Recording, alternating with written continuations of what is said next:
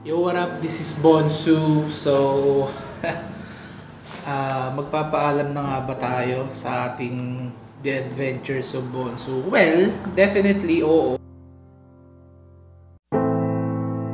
I dare you to fix me. I'm crossing the line again, falling on my knees. No stranger to pain, it's never ending, it's only something I can't forget. My heart won't let it rest, but you keep on forgiving. Admit that I'm afraid if I let go of this pain, am I completely betrayed?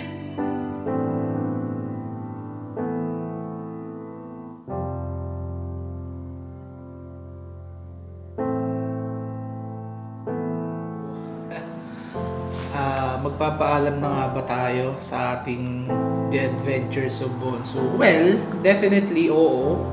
Sa kadahilan ng papalitan na kasi natin siya sa ating name na Bonsu lang.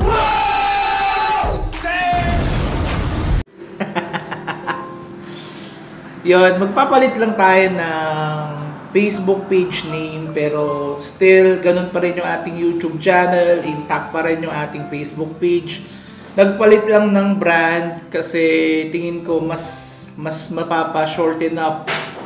So still intact pa rin yung ating YouTube page, yung ating YouTube channel, yung ating Facebook page, yung ating profile, di ba? At sa mga naniwala, pasensya na kayo mga ka-aliens, sa ating mga supporters since day one. Kung sakaling na-prank kayo. Well, actually, matagal ko na din kasi siyang iniisip na talagang siguro hindi sa akin ng vlogging, no? Pero siguro sa ako lang masasabi yun kapag wala na akong dahilan kung bakit ako kailangan magpatuloy.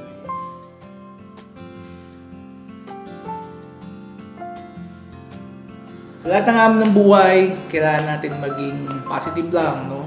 Sa lahat ng pinagdadaan natin, kailangan nating alamin lahat ng maging problema natin. Yun ang number one solution. Alamin mo muna yung problema mo, 50% solved na yan. Pagka hindi mo kasi hinarap yung problema, hindi ka siya masosolve, no? Maraming changes, maraming challenges through sa mga nagdaang taon sa atin, pandemic days yan, alam nyo naman. Pero still, mas nag-grow tayo sa mga natututunan natin sa buhay, no? Kasi kung susuko ka na lang at hindi mo ilalaban yung mga bagay na gusto mo, hindi naman talunan. Kasi lahat naman tayo natatalo eh. Pero piliin mo lang lagi na magpatuloy kasi dun ka mas mag-grow.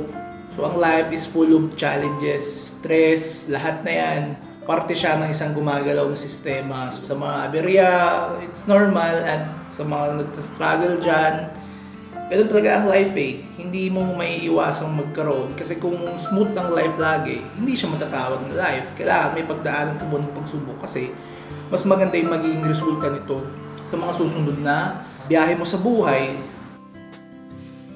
Yun, maraming salamat sa mga nagpapatuloy pa rin sa ating mga kailyan, sa mga patuloy pa rin nanonood sa atin. Normal lang mapagod, pero never wag kang susuko. Ikaw, nanonood, kahit sino ka man, estudyante ka man, working ka man, sa lahat na nagsastruggle sa buhay para magpatuloy. Tuloy nyo lang yan kasi may pupuntahan lahat ng pinaghihirapan natin, no? Ayun lang at maraming salamat sa panonood. Bonsu, kita-kits tayo sa mga susunod na videos. Paalam.